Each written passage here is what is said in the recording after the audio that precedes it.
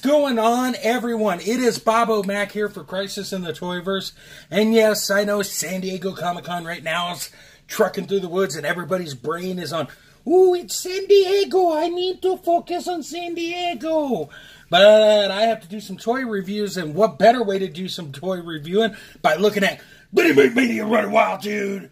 And today on the show, we are going to be looking at the DC Universe Wonder Woman Vinimate vinyl figure. A huge shout out to Diamond Select Toys for making this review possible. We go to the side here. As you can see, the boxes it does have the window packaging on it, so if you just wanted to leave it in the box, that's fine. Me personally, I would rather release it from its plastic prison.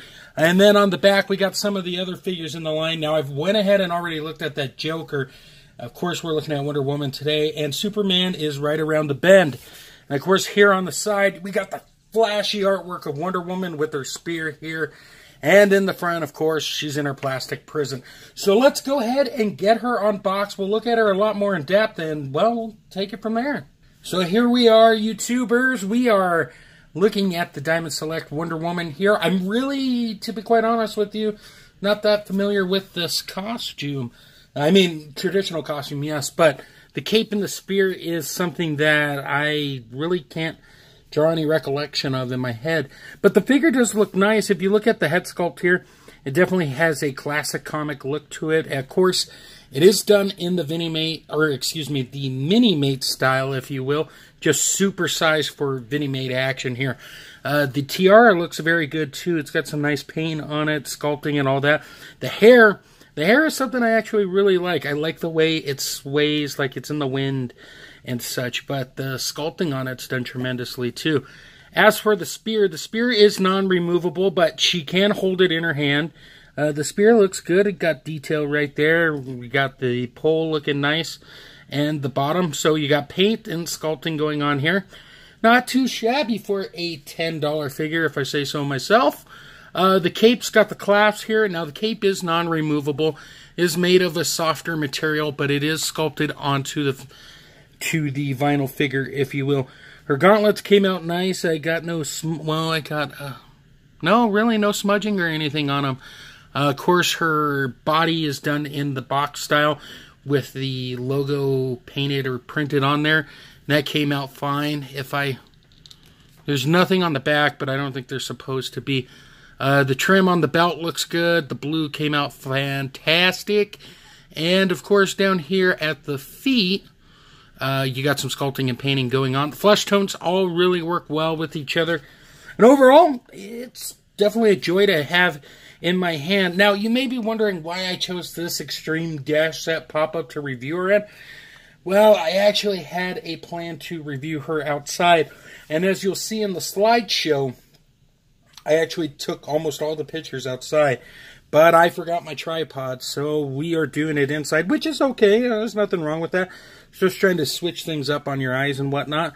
Let's go ahead and do our size roundup real quick, and we'll go from there. So here we are at our size roundup. I figured let's throw in some females, if you will, for our size comparison. At one end, we have comic-style Batgirl, and on the other hand, we have DC TV version of Supergirl. And in the middle, of course, we have our comic version of Wonder Woman here. Very cool figure. Oh, I forgot to point out in the comparison here, her lasso is actually sculpted on. It's non-removable, but it's painted and it's on there, which is cool. A nice little attention to detail, if you will. But all three of these Vinimates really look well with each other. You tell they're ready to go kick some butt. And even though the Supergirl's from the TV line, it definitely doesn't take away the fact that it can blend in with all your other Vinimates. So here's the bottom line. If you are a fan of Vinimates, I would say definitely go out and pick it up. It's a unique Wonder Woman piece to your toy collection. Now, if you're not a fan of Vinimates, there's nothing I could do for you. But being honest with everyone who's watching, I actually really enjoy this line. I really have no complaints. And I'm not just saying that just to say it. Like, it's actually been a lot of fun overall. So if you got some spare change, you got some money in the old PayPal account, if you will, go ahead and pick it up somewhere from online. Plenty of options to get it at a good price. So with that being said, I think that's going to pretty much wrap it up today. I want to thank you guys for stopping by, watching, and see what's going on over here on the channel. Always appreciate it. Let's get into some quick friends of the show, if you will, and we'll wrap this up. So as always, for all your pop-up needs, head over to extreme-sets.com. And while you're there on the World Wide Web, throw in your Google machine, undercovercapes.com, for all things geekery in the podcast verse. Comics, indie, big name, TV reviews, video game reviews, everything and everything under the sun. Plus, you can find me there, so that's the added bonus of going to that website. And lastly, if you're on Instagram, go throw a follow at Toy Lover Crew and see the wonderful toy photography that's going on over there. Also, a big, huge shout out to Don Tony from the Don Tony and Kevin Castle show for shouting out the review of his bobblehead on Monday. I really appreciate that. So thank you, DT, if you're watching. With that being said, guys, stay tuned at the end for the slideshow. And until next time, great googly moogly.